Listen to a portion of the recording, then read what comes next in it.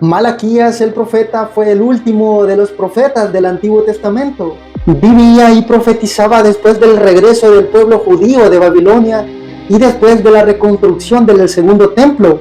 Su historia se relata en el último libro de los profetas menores, el libro que lleva su nombre. El nombre de Malaquías significa mi mensajero o el mensajero del Señor.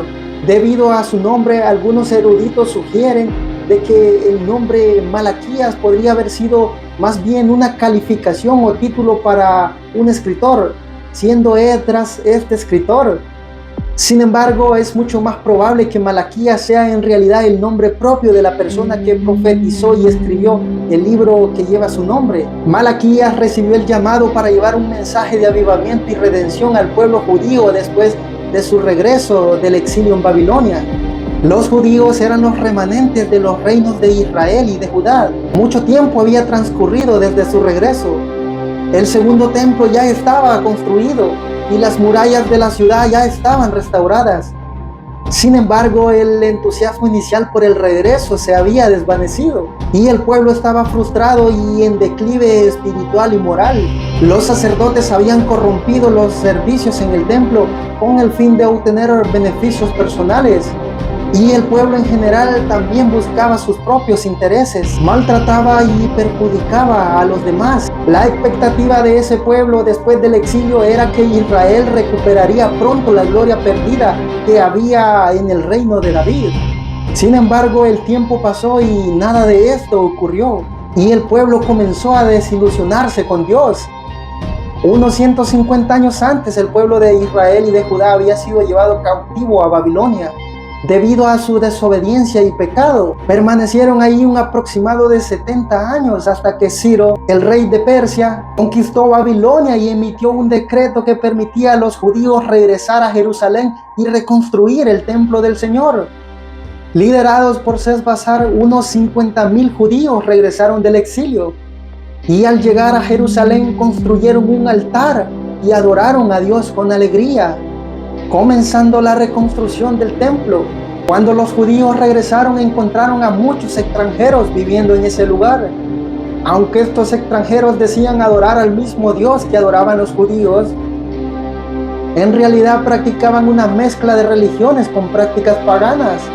Al principio los judíos se negaron a mezclarse con ellos y no les permitieron asistir al templo.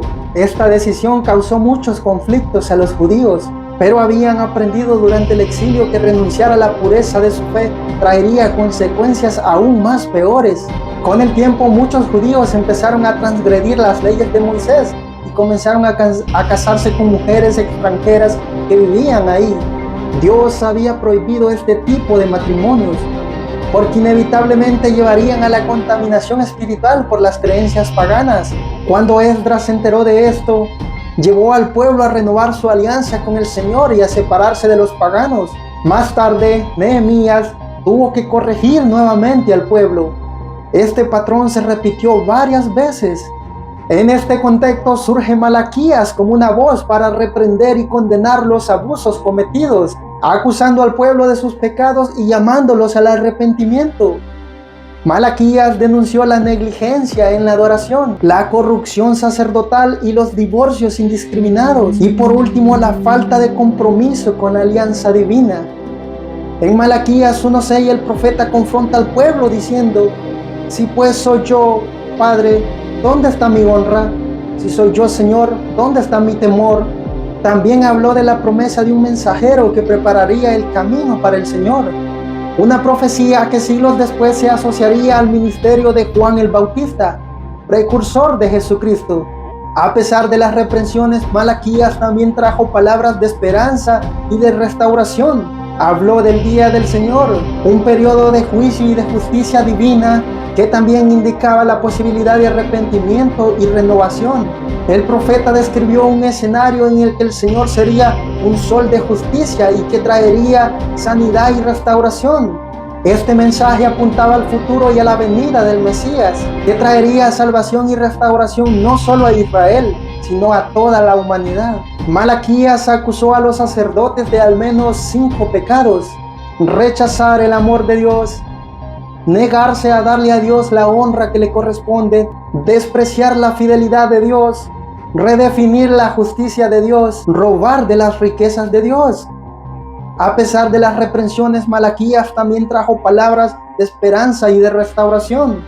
Malaquías compartía una preocupación común con Esdras y Nehemías: el matrimonio con mujeres extranjeras, la retención del diezmo y las injusticias sociales. Después de las profecías de Malaquías, Dios se mantuvo en silencio durante más de 400 años, hasta que Juan el Bautista apareció como profeta para anunciar la venida del Mesías.